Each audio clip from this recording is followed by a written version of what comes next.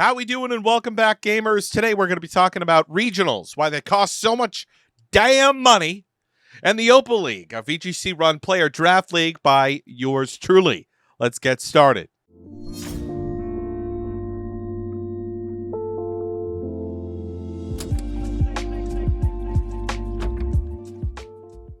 How we doing, everyone? My name is Ryan PB Hebert, and welcome back to my channel. For those of you who are not familiar, I'm a competitive VGC player, commentator, tournament organizer, and judge in the Pokemon scene, and official, like, Pokemon judge, TO, that sort of stuff. Not just grassroots TO, but no, today we are talking about a couple things. Number one, we are talking about VGC regionals. It's been a topic on everyone's mind, and I wanted to get into it, wanted to dig into it, because, like, why not? Why not add to the conversation, shall we? But first, you might be asking yourself, Ryan, what is the Opal League? Like I said before, the Opal League is a VGC player-run draft league in Series 13. So while it is not an official format for VGC, as there are no VGC events this fall, up until the release of Scarlet and Violet in January, our draft league aims to provide a lot of fun, a lot of chaos, and a lot of free time for those who may be interested in playing a best of 3 per week and being drafted on a team, getting to know a bunch of new players and friends, and it's a great time. Now, regionals. This upcoming fall, the first regional has dropped registration, and that is Baltimore Regionals. Now, some host had to do it, right? Some host had to start off the season post-COVID with an event like this. Now, we had events this past year that caught up on previous year's events, right? So we had a few regionals happen this past year, NAIC, you get the point, right? We had a comeback. But now this season, all of a sudden we're charging close to $69. First of all, nice, but also not so nice. This isn't a huge barrier to entry for many players, especially younger players. I mean, how else do people get into Pokemon than being a kid, than being a teenager? I mean, it is a game where, you know, if I was watching Worlds like I was as a kid for summers on end, 2012, 2013, 2014, that's how I got into competitive Pokemon myself. But if I found out that regionals were $70 a piece in order to get into the event itself to compete, not as a top player, guaranteeing that I'm going to make some money back with whatever prizes they give out, but no, as a scrub, as a frickin' scrub, right? What is the cost analysis of being a scrub, going to regionals for the first time, and dropping $70? You could say, well, it's just the economy, right?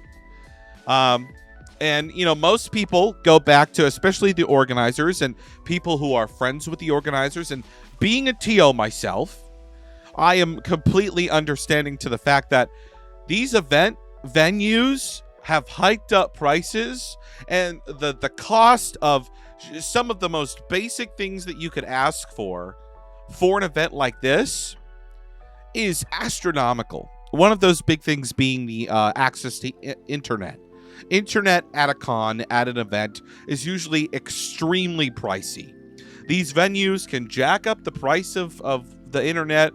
They you know, jack up the price of using tables and chairs. And I mean, if you've been to a VGC regional recently, you know, you might notice all the power outlets for the switches, all the stands, all the setups, right? That's a lot of money. That's a lot of money, at least what we're told, is that it's a lot of money to have a lot of those things.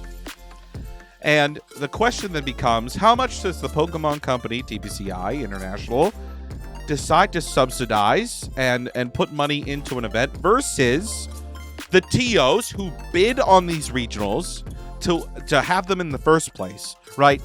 These aren't just given out willy-nilly. Companies come together, like Top Tier, and they bid on these events all around the US, and the people that outbid the other people win the events to be able to host them. Some years, Top Cut Events has been able to get the most. This year, it looks like Overload Events, who previously have had like Dallas and some of the like West Coast and maybe a little bit of East Coast events like Florida have been doing. But now they've got 5 regionals on the East Coast. And the first one they're hosting is Baltimore. And the tickets are for Pokemon Go and TCG. TCG does not require internet. The internet is required for the Hive, the thing that allows the organizers to basically go back to TCI at the event and basically be like, look, these are the players in real time qualifying for this event. Here they are. Here it is, logging into the system, yada, yada, yada. Okay, I get that.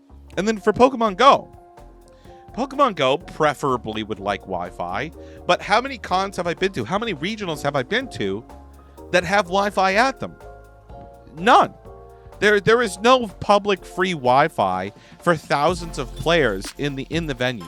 At least not that I have seen. And if there is, well, good golly gee. That's probably got to be a pretty penny, I'm sure, to have that many phones on the Wi-Fi network to handle that load of data coming back and forth. Look, I'm being speculative, but as many have said already on Twitter, if you're so basically where this conversation is coming from, if you're curious, is that folks in the community have taken to Twitter to be like, $70 for a regional? That's pretty pricey. You know, you've got Wolfie Glick, 2016 world champion, runner-up to and NAIC. Basically, he's won almost every event that you can imagine, right? And so he's coming out and he's got a whole twit longer, right? But except it's not a twit longer. It's like a threading of tweets, and it's him posting tweets of like the past 5 years of event prices going up. And I remember this clearly. Like, one of my first regionals was like $25-30, and at the time I was a kid and I was like, Jesus Christ, where am I gonna get $25-30? Where's a kid gonna get $70 today? I'm sorry, but we can't all be Gary V, right? I don't think all these kids can go sell lemonade and hope some dude just walks by and drops a 20 or a 50 into their cup. You know what I mean? It's crazy. It's actually like not cool that the prices are this high. And, you know, at the end of the day, while I'm like, oh, it's not cool, the other side of me just wants to go, well, if you can't afford it, that's tough on you.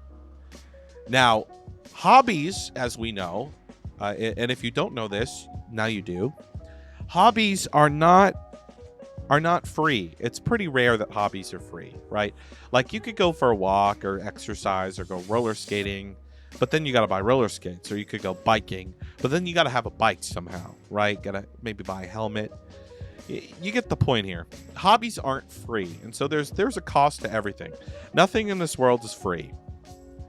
And so with that, you know, it's kind of like tough, you know, it's the world isn't fair.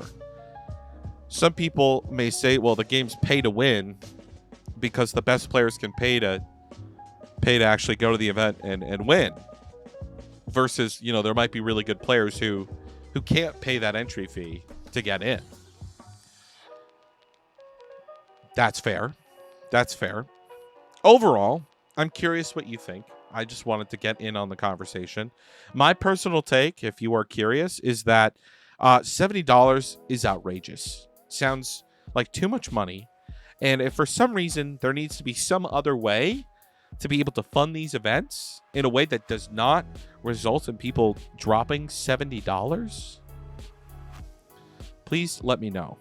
Please let the players know. On top of the fact that this is one of the few esports, if you even want to call it that, where the entry fee for the event actually doesn't go back to the players.